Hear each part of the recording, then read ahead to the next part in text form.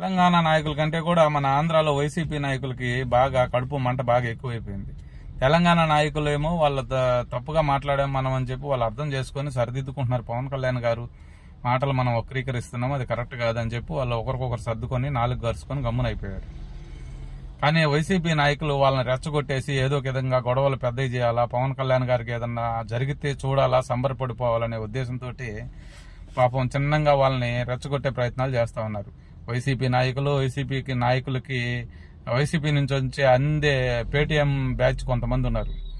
అంటే పిల్ల పార్టీలు ఉన్నారు నాయకులు, మన జడ శ్రవణ్ కుమార్ లాంటి వాళ్ళు కొద్దిగా నువ్వు తెలంగాణ పోయి చూడు నీకేమో వద్దు అని చెప్పి బెదిరిస్తున్నారు. ఏం కాదు శ్రవణ్ కుమార్ గారు, మనలాగా ఆప్ నాలెడ్జ్ వాళ్ళు కాదు తెలంగాణ నాయకులు, వాళ్ళకి అంతా ఇంత నాలెడ్జ్ ఉంది. మనమంటే ఏదో విధంగా పవన్ కళ్యాణ్ గారిని కించపరచాలా ఏం చేయాలా అని చూస్తూ ఉంటాం.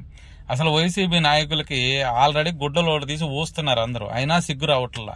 ఏ టైంలో దేని గురించి ఎలా స్పందించాలి, ఎలా స్పందిస్తే మనం ప్రజలకు న్యాయం జరుగుద్ది, మనం స్పందించే దాని విషయంలో ప్రజలకు ఎలా న్యాయం జరుగుద్ది అనేది అసలు వాళ్ళకి అవసరంలే. వాళ్ళకి కావాల్సింది ఒకటే, అవతల వాడిని కించపరచాలా, కించపరిచే ప్రయత్నంలో మనం బొక్కబోర్లు పడాలా, మనం ఊపించుకోవాలా. అండర్వేర్లు తీసి చూస్తున్నా కూడా మీకు సిగ్గుశరం లేదు. ముఖ్యంగా పేర్ని నాని గారు ఈ మధ్య అయితే అంబటి రాంబాబు గారి కంటే కూడా కమెడియన్ అయిపోతున్నాడు, ఎక్కువ కమెడియన్ అయిపోతున్నాడు. అంబటి రాంబాబే ఒక కమెడియన్ అయితే ఆయన్ని మించిపోతున్నాడు పేర్ని నాని గారు. పేర్ని నాని గారు అంటారు పవన్ కళ్యాణ్ గారి సినిమా మార్నింగ్ షో తర్వాత ఉండదంట, ఇంకా సెకండ్ మ్యాట్నీ షోకి ఉండదంట, ఎత్తేస్తారంట.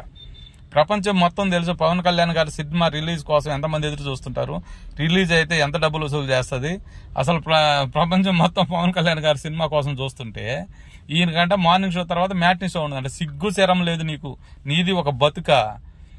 అసలు నిన్ను ఎలా మాట్లాడాలో కూడా అర్థం కావట్లేదు, ఏం పెట్టి వర్ణించాలో, ఏ మాట పెట్టి వర్ణించాలో కూడా అర్థం కావట్లేదు, నిన్ను ఎలా పిలవాలో కూడా అర్థం కావట్లేదు. నువ్వు ఒక బతుకుతున్నావు, ఏం బతుకాయా నీదే.